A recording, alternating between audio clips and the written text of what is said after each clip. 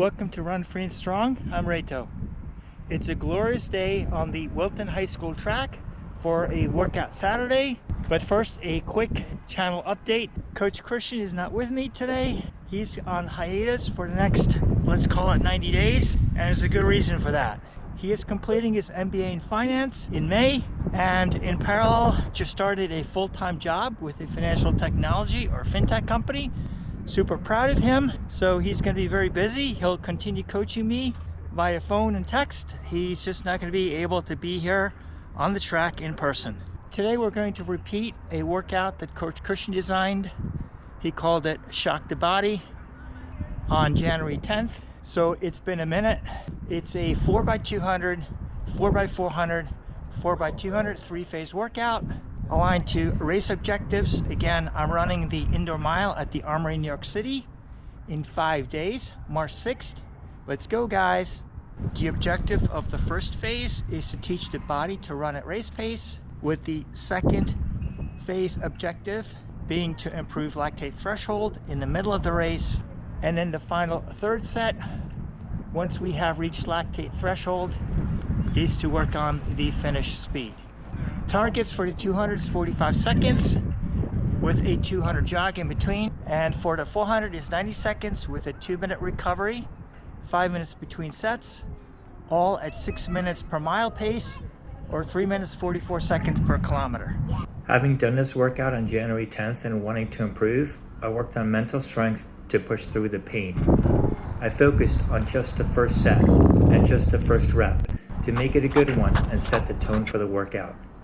Thinking about the entire 3-set workout would not enable me to focus on what was right in front of me. I wanted to run the 200 reps controlled and consistent.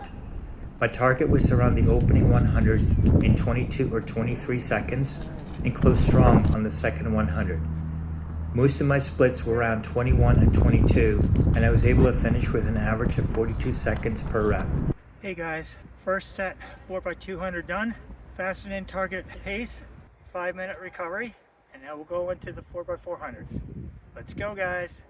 On January 10th, I managed only 2 of the 4x400 reps, and although I wanted to run more reps this time, again, I focused on just the first rep to make it a good one. My target was to run the 200 in 46 seconds and the negative split the second 200. Well, I was a little slower and ran 47, but close in 43 for a 90. I felt good and controlled on the second rep, but the pace was a little hot with an 88, and I felt the lactate starting to build up.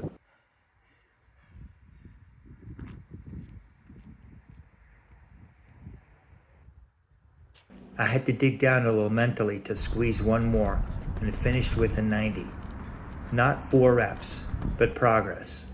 The lactate buildup continued, and my legs felt heavy. 4x200 to go. 4x400 done, or should I say 3x400. Managed to do 3 out of 4. Improvement over January 10th when they did 2, and faster pace. These were at or slightly below the 90-second target pace. Ready for the final set of 4x200? Let's go, guys. Knowing that I was on my final set helped, and I was ready to battle to finish strong. I took it out a little too fast with a 41 on the first rep.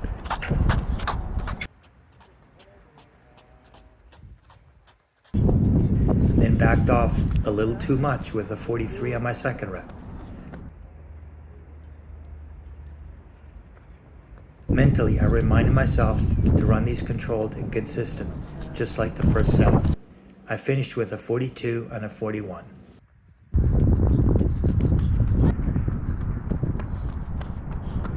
Workout done. Ended up doing 4x200. Average about 42 seconds. 3x400. Didn't quite manage the 4th rep, but below target. Average about 89. Smashed the last 4x200. Again, average about 42. So across the board, below the target pace. Felt good. This was one of my better workouts. Mentally stayed tough, stayed focused, even though I did not have Coach Christian here coaching me, supporting me, holding me accountable. This workout is a tribute to him. Huge shout out. Thanks for the past 30 episodes, and we got many more to come once you're back. 5 days to go to the Armory New York City Indoor Mile. Thursday, March 6th, 7 p.m. Let's go, guys. Let's do a deep dive into the workout metrics. We'll look at the training effect chart first, shown in the lower right, and then work our way back to the other charts.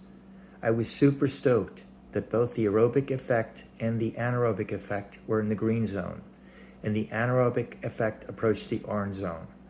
Green means improved fitness, and orange means highly improved fitness.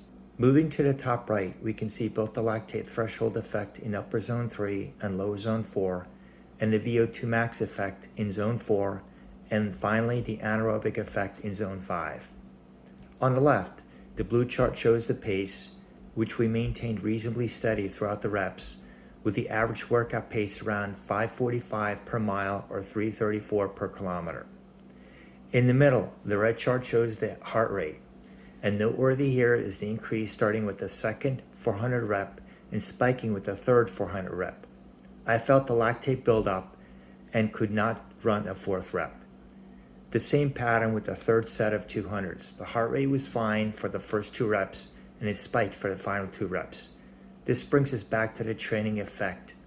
What we did here is to keep pushing through the pain to complete both sets of the 4x200 and 3 of the 4 reps of the 4x400. That resulted in the super training effect and the fitness improvement. If you enjoyed the video, please give it a big thumbs up, and would appreciate if you click that subscribe button if you're new to the channel. Thanks for watching. See you in the next one.